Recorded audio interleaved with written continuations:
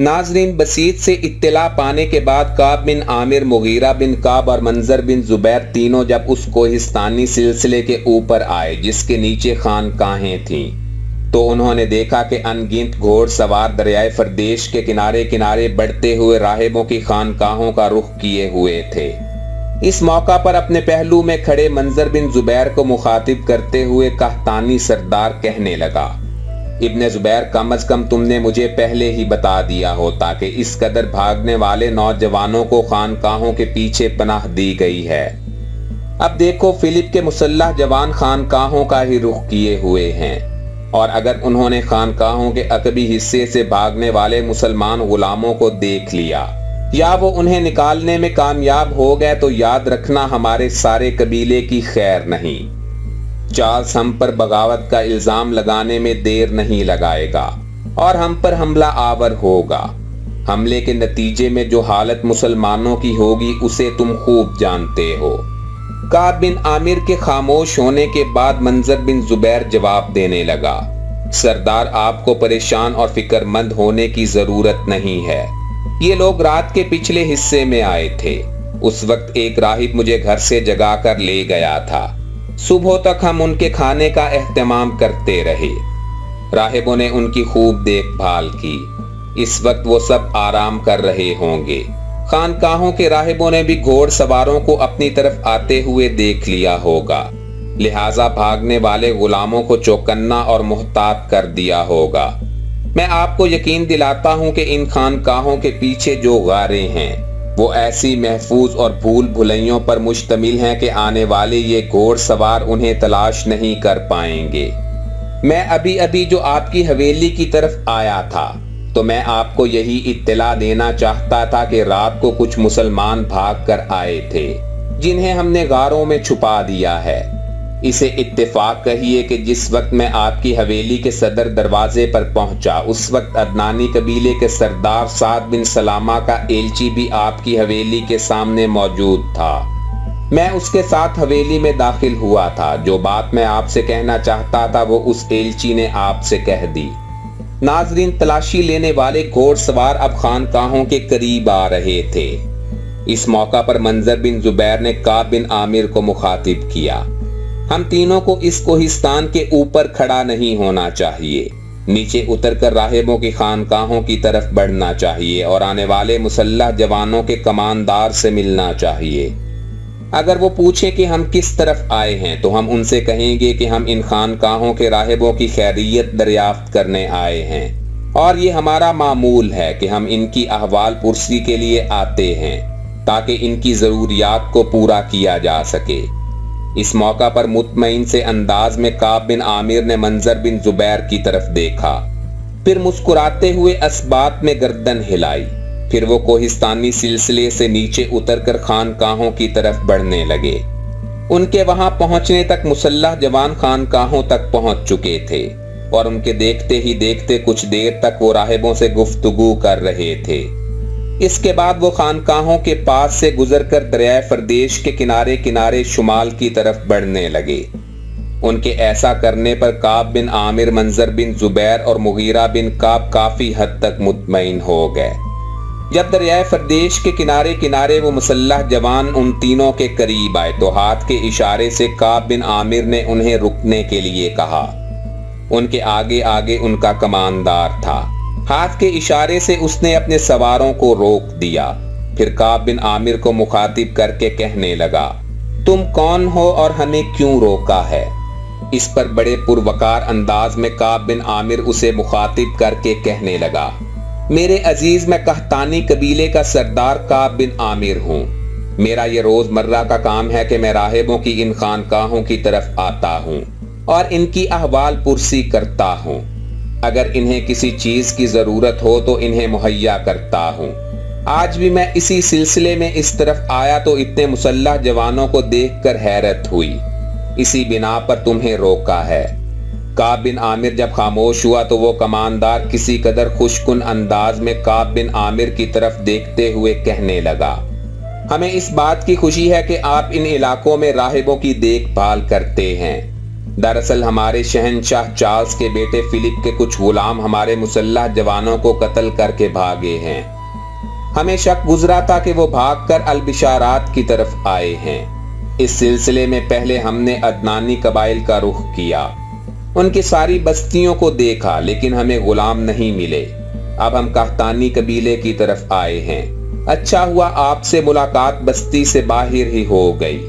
हम आपसे ये पूछते हैं कि वो भागने वाले गुलाम आपकी तरफ तो नहीं आए। नाजरीन, जब मुसल्लह जवानों का वो कमानदार खामोश हुआ तब उसकी तरफ देखते हुए काब बिन आमिर बड़ी अकीदतमंदी का इजहार करते हुए बोलने लगा। ऐसे लोगों को अपने हाँ पनाह देना बगावत के गहरे सायों और सरकशी को दावत देने के मुतरादिफ है। ऐसा करके हम अपने कबाइल के लिए तंगो तारीक जिंदान की अजियतों, मायूसी और शिकस्त के भंवर खड़े नहीं करना चाहते। अलबिशारात के अंदर जिस कदर बस्तियां हैं, उनके सरदार की हैसियत से हम लोग यहाँ सुकून का लतीफ और सुबक माहौल पैदा करना चाहते हैं। हम फितरत के इन फैसलों को कबूल कर चुके हैं कि हमारा मुस्तकबिल हस्पानिया से वाबस्ता है और हम एक जान निसार रियाया की हैसियत से अपनी तकदीर को उंदलुस से वाबस्ता कर चुके हैं। काब बिन आमिर ने कुछ ऐसे अंदाज और कुछ ऐसी आजिजी के साथ आने वालों के साथ गुफ्तगू की कि उनके कमानदार ने महसूस किया कि इस शख्स के बोलने के अंदाज में सच्चाई है, इसके अल्फाज में इंसाफ का फरोग और इसके लहजे में तकद्दुस के अलाव की बेफिक्री है। नाजरीन, काब बिन आमिर अपनी गुफ्तगू को जारी रखते हुए कहने लगा, हस्पानिया की रियाया की हैसियत से हम इस सरजमीन के लिए सआदत का सरचश्मा, सुबह की रोशनियों में रूह का सुरूर और कल्ब की पाकीज़गी में अमन का तरन्नुम साबित होना चाहते हैं। मेरी इस गुफ्तगू और मेरी इस यकीन दहानी के बाद कि हमने अपनी बस्ती में किसी गुलाम को पनाह नहीं दी, फिर भी आपको यकीन नहीं है तो मैं यहीं दरियाए फरदेश के किनारे खड़ा रहता हूँ।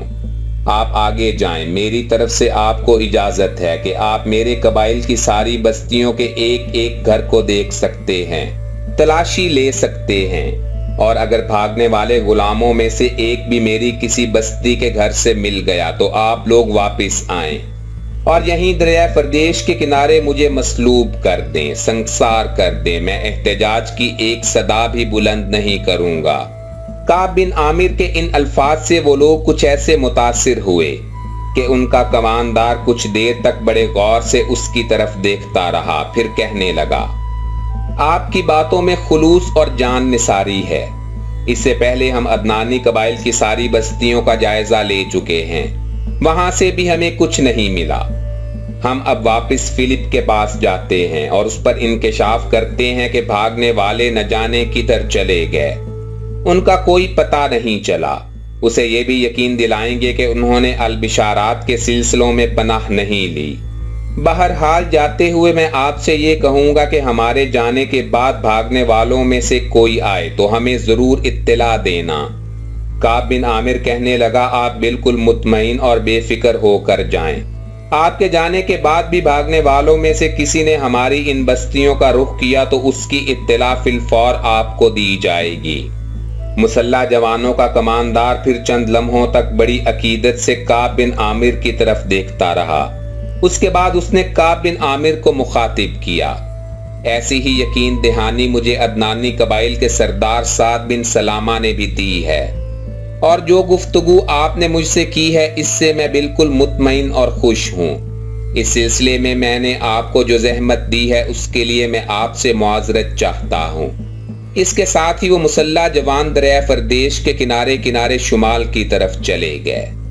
दोस्तों, दूसरी तरफ माज, नाबील और उनकी माँ मैसूना तीनों दीवान खाने में बैठी हुई थीं।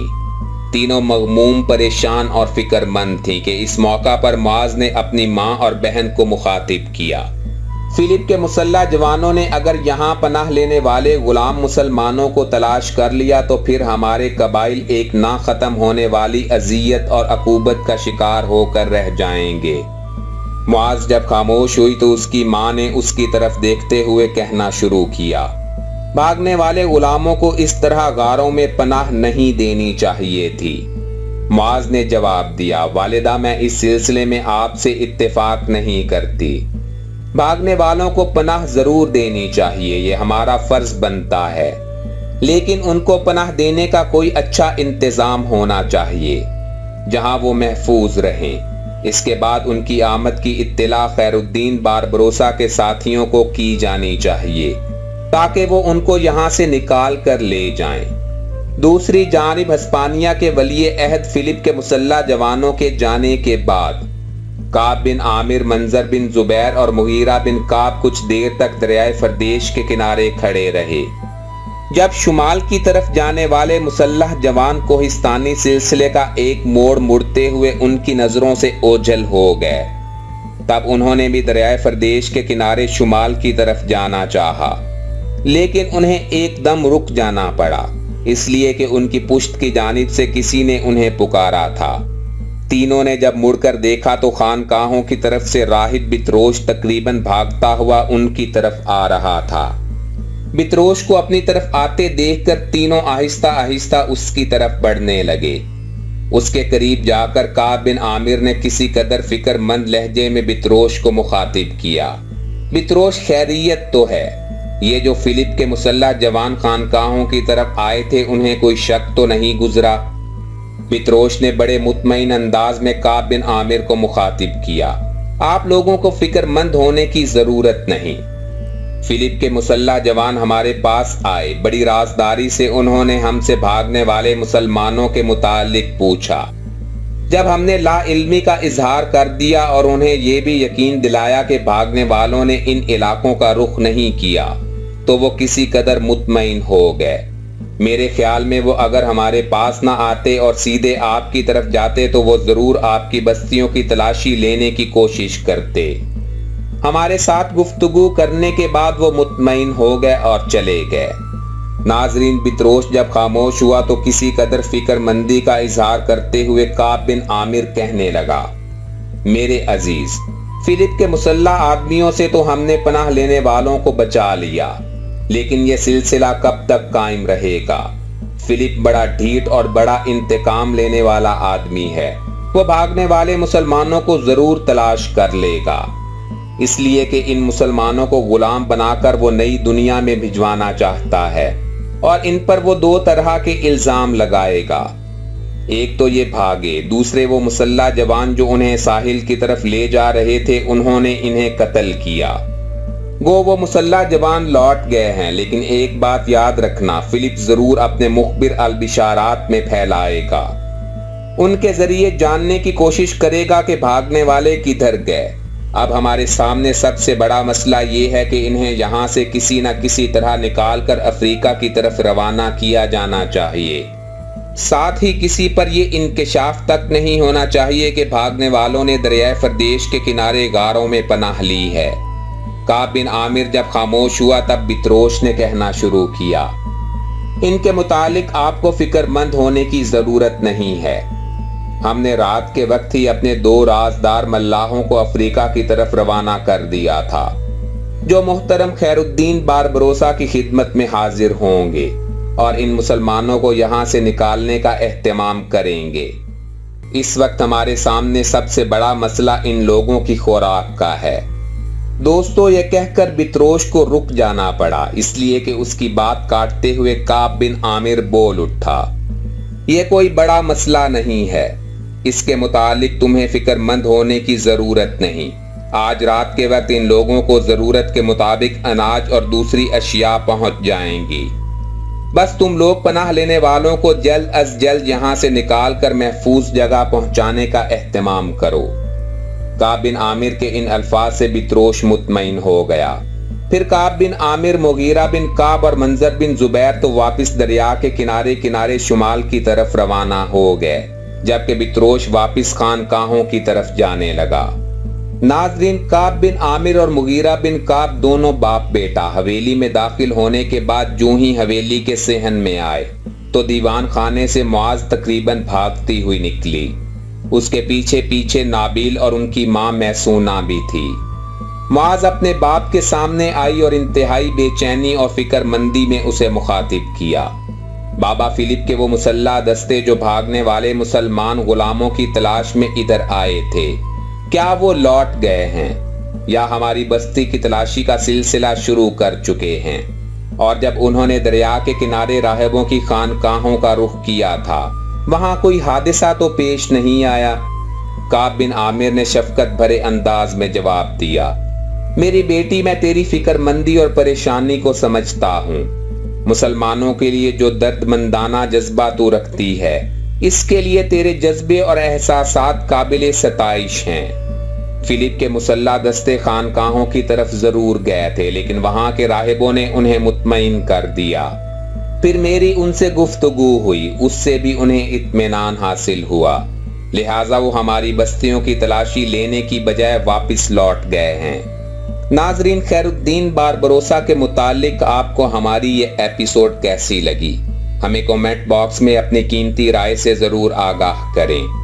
अगर आप हमारे चैनल पर नए हैं तो हमारे चैनल हिस्टोरिक इन्फो को सब्सक्राइब कर लें। हमने अपने नाजरीन के लिए हिस्टोरिक इन्फो के नाम से एक फेसबुक पेज भी बनाया है और हमारे दीगर सोशल मीडिया अकाउंट्स के लिंक्स भी डिस्क्रिप्शन बॉक्स में मौजूद हैं। आप उन लिंक्स पर क्लिक करते हुए हमें सोशल मीडिया पर फॉलो कर सकते हैं। तो दोस्तों, मिलते हैं जल्द ही खैरुद्दीन बारबरोसा की अगली एपिसोड के साथ। अपना भरपूर ख्याल रखिएगा। अल्लाह हाफिज।